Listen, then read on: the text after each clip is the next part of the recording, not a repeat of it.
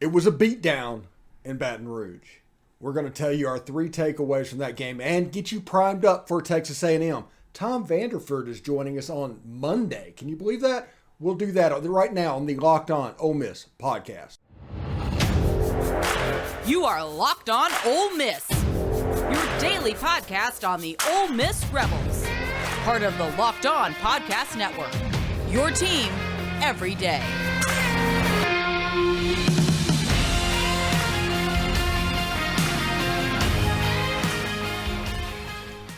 All right, welcome to the Locked On Ole Miss podcast. I'm your host, Stephen Willis. Thank you very much for tuning in, and also thanks for making the Locked On Ole Miss podcast your first listen every day. We are free and available on all platforms, including YouTube. Subscribe to the channel, hit the bell for notifications, and participate in the conversation by commenting below and, of course, upvoting the video itself. So thank you very much for that. I do want to let you know that this episode of the Locked On Ole Miss podcast is brought to you by Sling TV.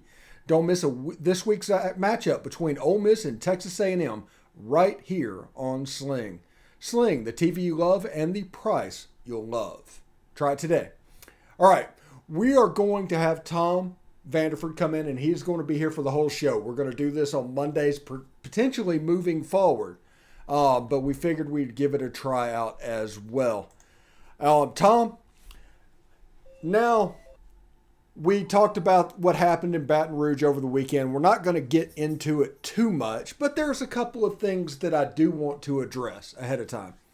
First of all, LSU's game plan was obviously to take away the run game and force Jaxson Dart to beat him. Jaxson Dart was unable to do that. Now, this is not an indictment on Jaxson Dart. Matt Corral threw 6 interceptions at Arkansas and 5 interceptions in LSU in 2020.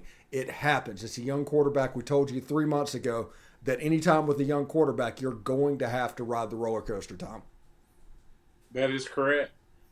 That is correct. I think they need to go ahead and unleash him, and let's just see what we get. Yeah, you see in the games, even in this thing when he couldn't quite get it done, you see the flashes. There was a RPO where he dropped an arm angle and just threw a seed out for 20 yards. He hit some small windows in coverage, kind of in the middle of the field, but it was in an RPO area that Elijah Moore lived. You can see the flashes of what he can be. He just needs to put it all together. And, you know, we talked about it Saturday. We're not going to rehash it. I think the reps that he did not get in the first 4 games, that could have helped him out in Tiger Stadium, honestly. I agree. Yeah. That's what I'm talking about. So anyway, we'll move on to the next thing. You know, basically, there's a narrative that Ole Miss plays well in Tiger Stadium. And everybody says that. We're playing in Tiger Stadium. Ole Miss always plays well in Tiger Stadium. Or Ole Miss is always in a position to do well in that stadium. You know, it's been since 2008 since Ole Miss has won in that stadium. And I think they haven't played well several times. They got boat raced a couple. I think it's time to just put that narrative to bed. Ole Miss used to play well in Tiger Stadium. They're going to have to get back to playing well in Tiger Stadium. They do not play well in Tiger Stadium right now. I completely agree. If you go back and look, we did pretty good in the first half. They adjusted. We did not. And they boat raced us in the second half. Yeah, so the days of saying we play them close, we've got to play them close before we can say that again. Yeah, it was a situation to where it was a kind of a hard thing to watch because in the fourth quarter they just capitulated. They just wanted to be gone. I don't blame them. Nobody's saying the kids quit on the staff for the season, but in that game they let go of the rope. I mean that has happened. Anybody that watches the game could tell you that as well. And also, before we start moving our attention over to Texas A&M, LSU's getting pretty good under Brian Kelly. They have a chance to do a Ole Miss 2008 type thing with this team at the end of the year. They look pretty dangerous right now. Yeah, I'm honestly looking forward to the Alabama LSU game. I think that'll be a good game to watch. think that Alabama is not as good as they traditionally are, and LSU is, like you said, peaking at the right time. They do look a lot like our 2008 squad, where they just seem to get better and better every game. Yeah, definitely do. And what I like about what they did is defensively, I think it was Matt House as the defensive coordinator at LSU. They have done a thing where they've had poor starts against both Mississippi schools. And then the last 3 quarters of the game just absolutely boat raced both of them. And I mean, the adjustments that they made, everything. You can't take anything away from LSU. All you can say is, okay, we'll see you next year in Oxford. Good game. You got us real good. You boat raced us. We'll see you next year. That's all you can say. Mm-hmm. Absolutely. The facts are the facts. Mm-hmm. You know, the facts are the facts. We didn't make those adjustments, and they did, and they boat raced us. Yeah, they took us pretty good. Jaden Daniels had a good day. There was problems defensively from Ole Miss. I think there was one situation on a 3rd and 8. Believe it or not, I don't think any defensive lineman was lined up inside the tackle. It was 2 linebackers in the A gap, and that was essentially it. It was on a 3rd and 8. They ran the ball up the middle and either got the first down or just missed the first down and got it on 4th down. But that's the kind of cute stuff that I think needs to stop. But, you know, those are the guys making $7.5 million to do it. Those are the guys making 6-7 figures to do it. So if they mess up, they're going to have to face those consequences at some other time. But that one was a bad look. There was a couple of instances where stuff like that happened.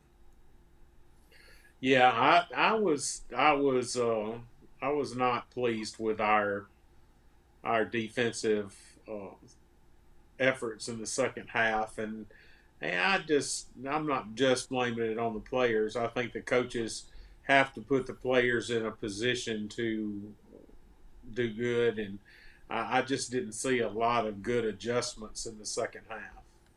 No, they like did not. you, I saw some goofy adjustments, but I didn't see any sound positive adjustments in the second half.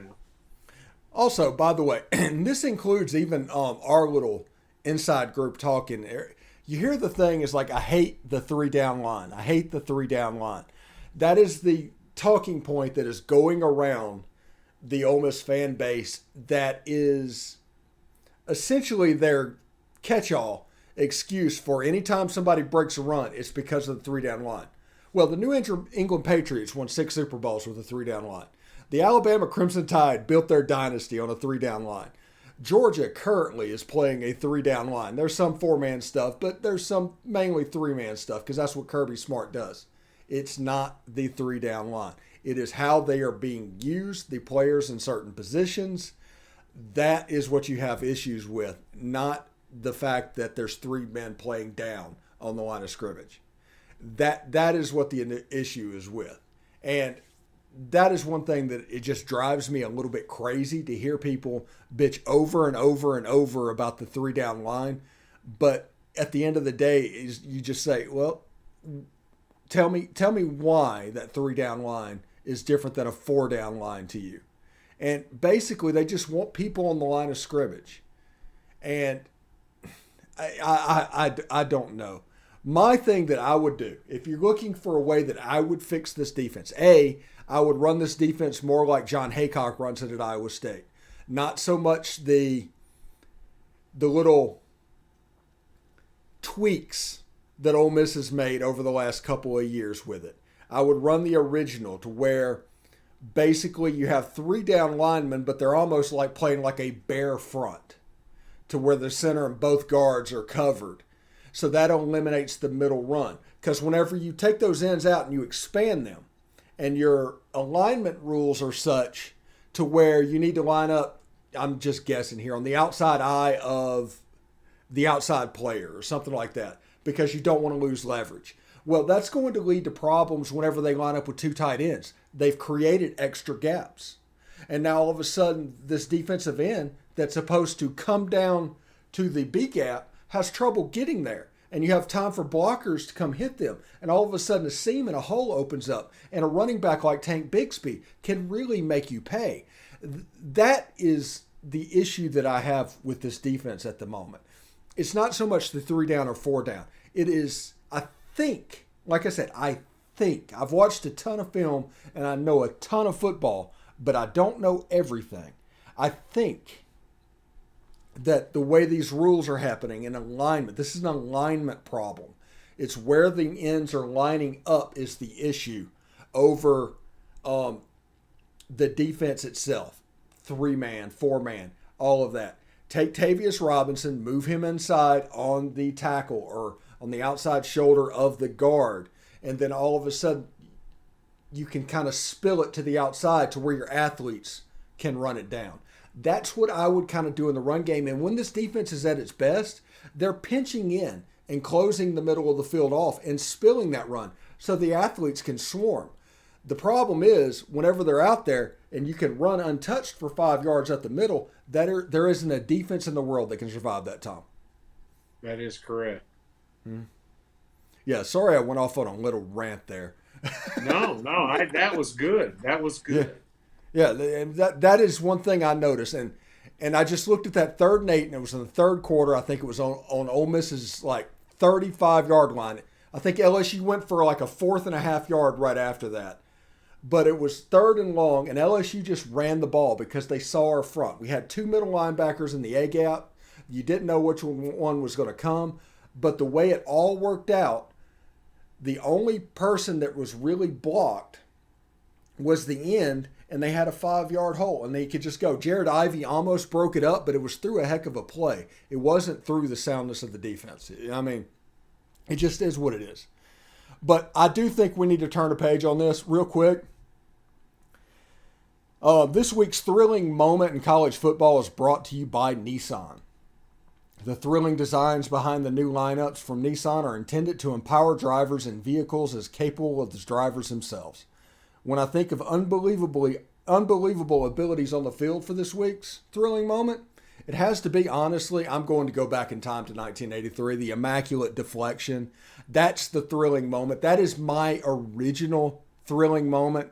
Ole Miss fights back in the second half to take a 24-23 lead. John Bond leads Mississippi State down the field, and their all-world kicker, Artie Cosby, has a 27-yard field goal that all he has to do is make that. And Ole Miss does not go back to a bowl game. Their season's over at 5-6, and it finishes a lot like Ken Cooper's seasons did the year before. That wind that took that field goal back kind of helped Ole Miss come back onto the scene. It was a big moment for the Ole Miss defense. The Mississippi State side stood up and celebrate, but as the wind blew it back, the Ole Miss side stood up. It was absolute pandemonium at Mississippi Veterans Memorial Stadium in Jackson, and I think that is going to be the Nissan thrilling moment. This segment has been inspired by the thrilling new designs featured across Nissan's new lineup of vehicles. Pursue what thrills you in the all-new Frontier, Armada, and Pathfinder today.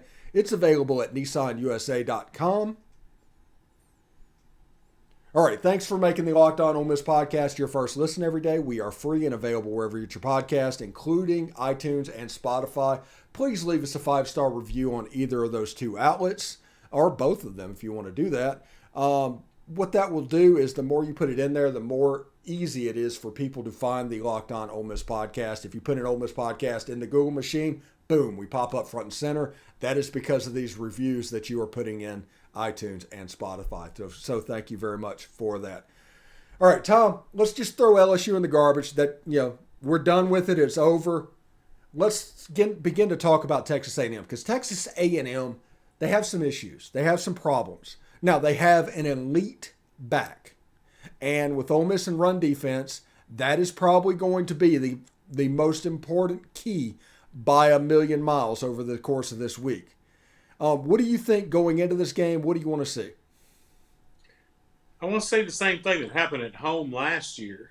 We committed to stopping Achane last year and made Calzada beat us, and he could not do that. I don't know what Haynes King's injury is, if it's bad enough, but we may see the true freshman again, and I would have the same game plan. Stop Achane.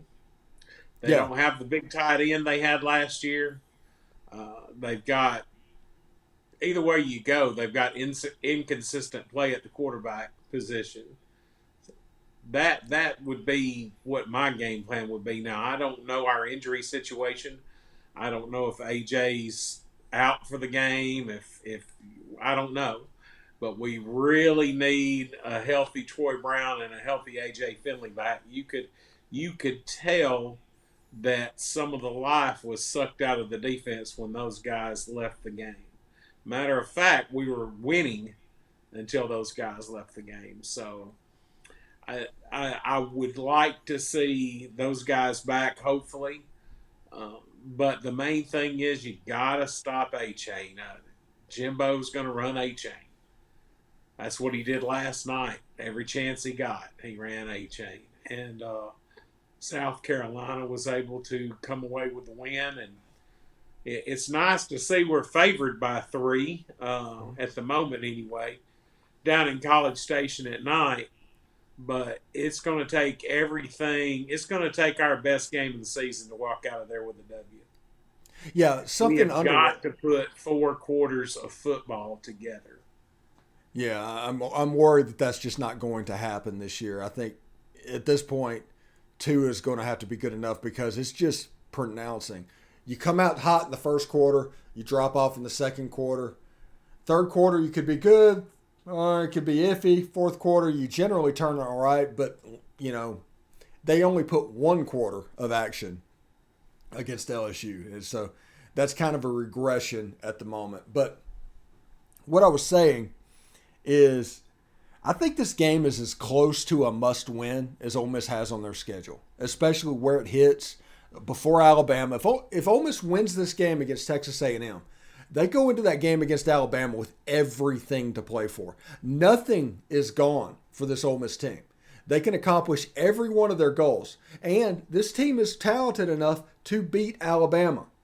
Now, I tell people all the time, do not be the guy that takes that one data point, that last data point, and stretches it out for infinity. One game does not mean anything with the next game or the game after that. So you can't do a predictive measure like that. It doesn't work. It's like using transitive property.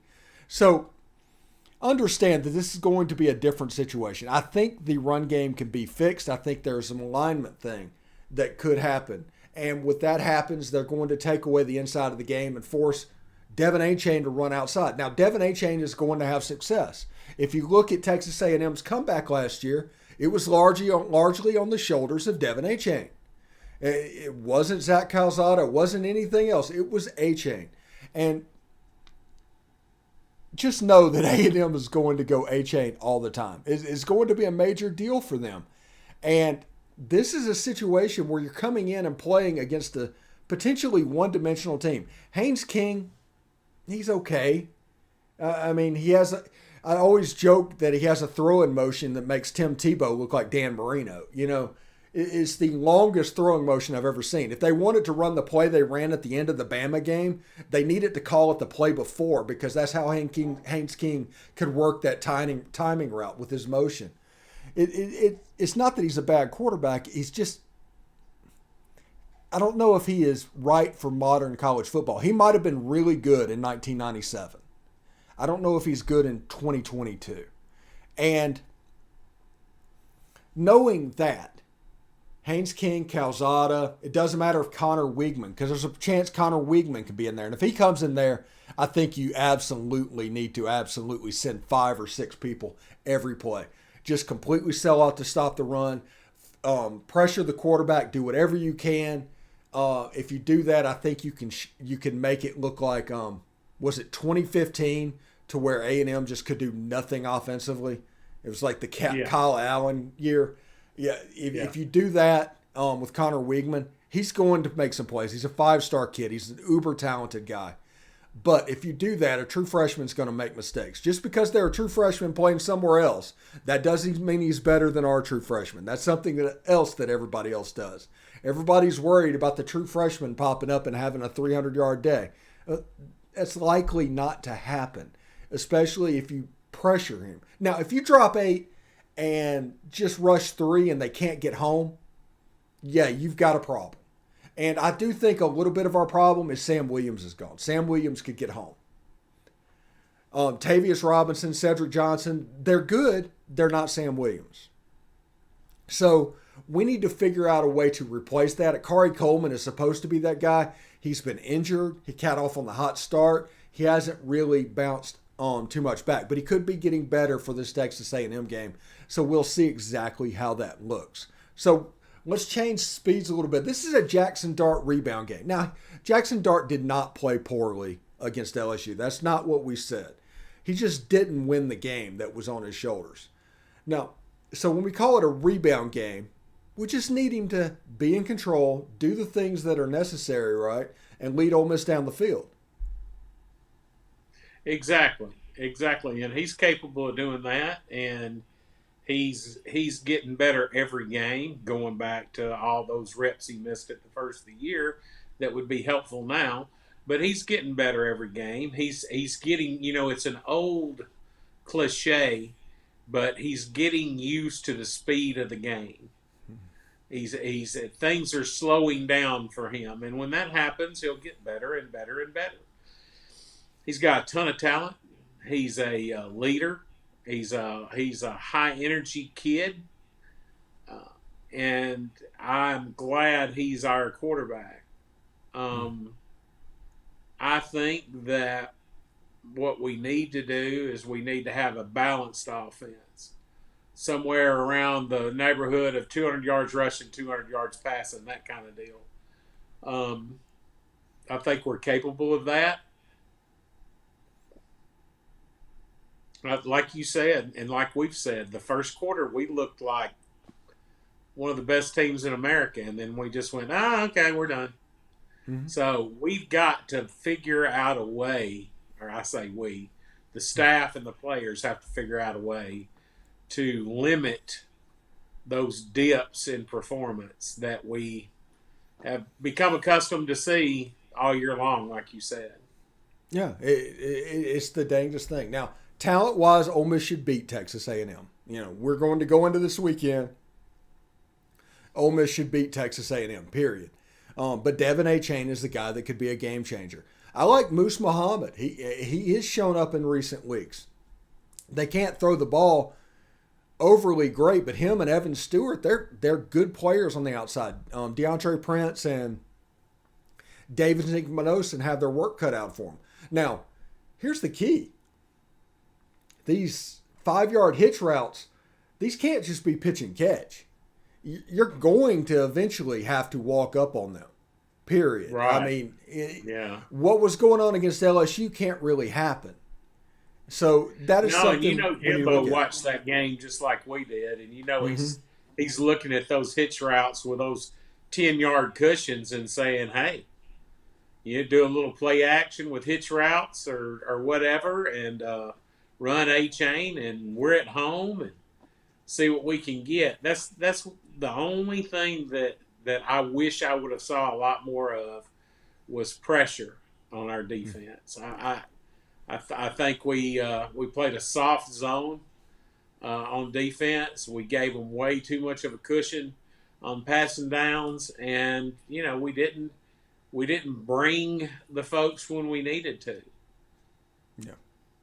Yeah. This is a must-win game. People are going to sugarcoat it. This is a must-win game. If we want to accomplish any semblance of what we want to accomplish, we have to win this game. Alabama's going to be a tough game. Mississippi State's winnable. Arkansas is going to be a tough game. I don't care if their defense is so horrible. Fayetteville is a house of horrors for Ole Miss. But if you get to 9, we've done historically crappy in Fayetteville, no matter how good our team was and how bad their team was. But right now, the way where it sits, if Ole Miss goes, let's say they go 2-2 in their last 4, that's 9-3.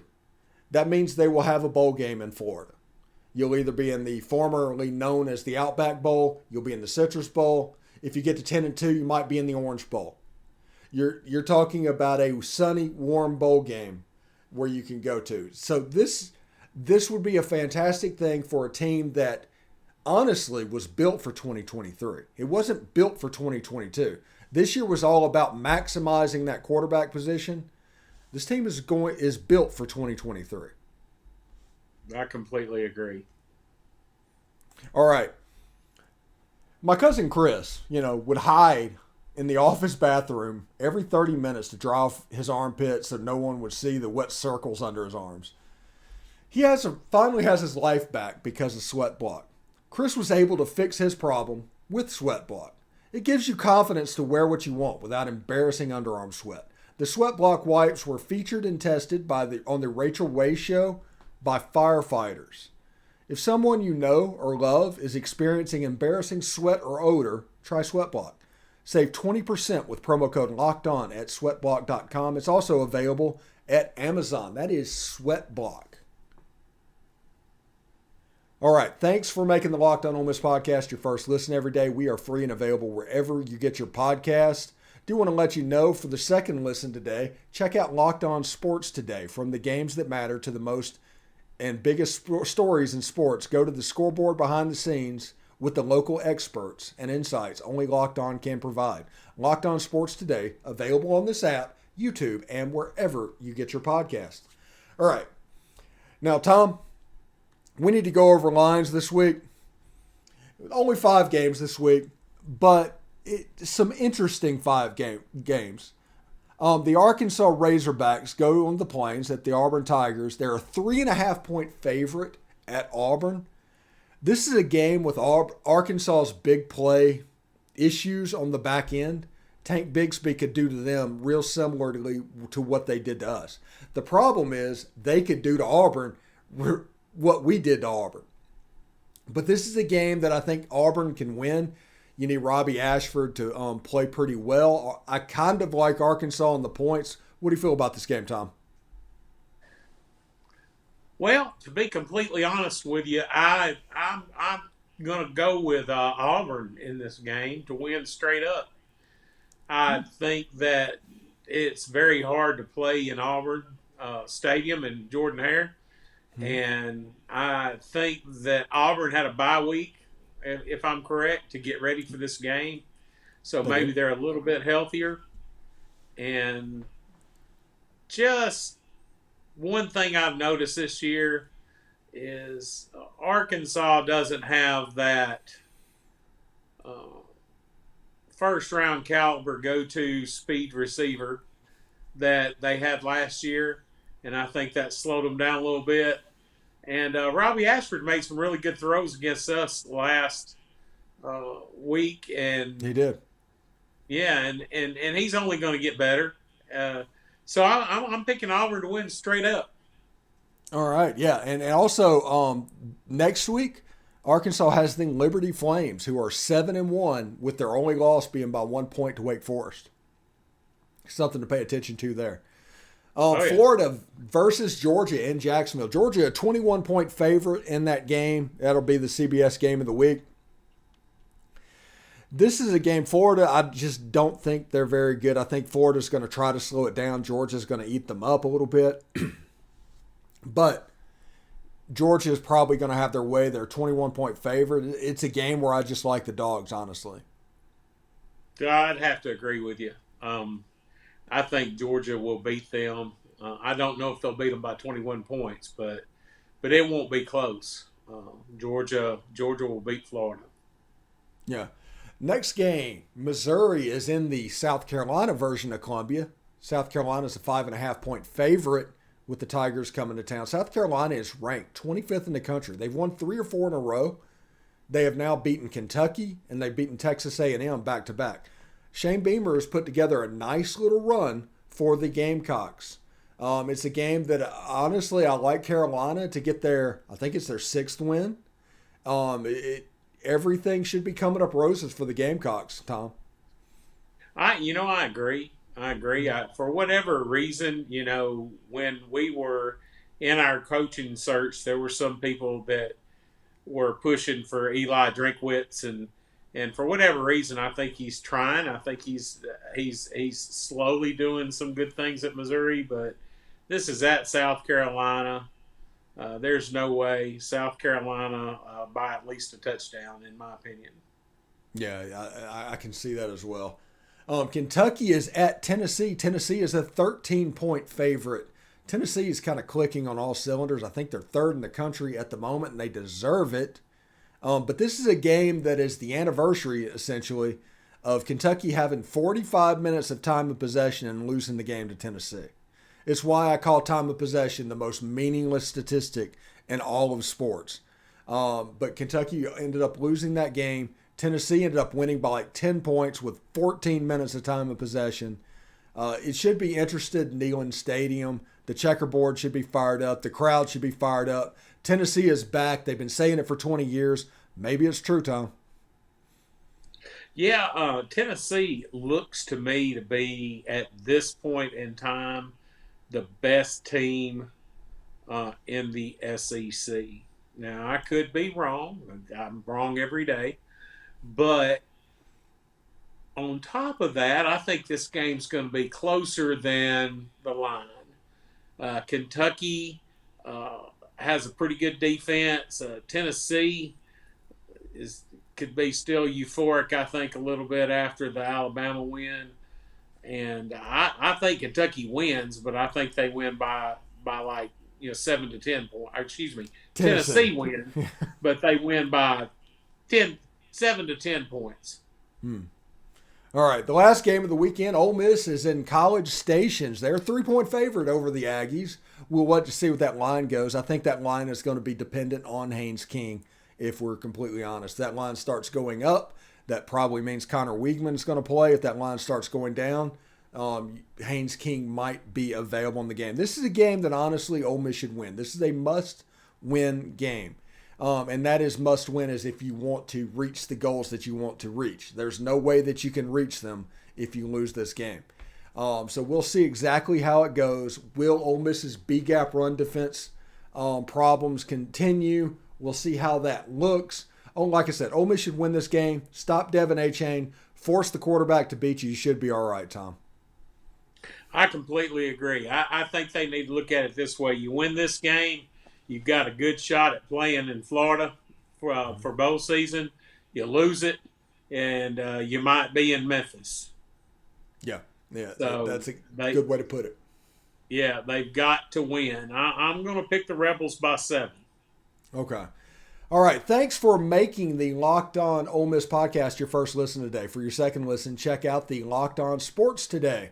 From games that matter to most to the biggest stories in sports, go behind the scoreboard and behind the scenes with local experts and insights only Locked On can provide.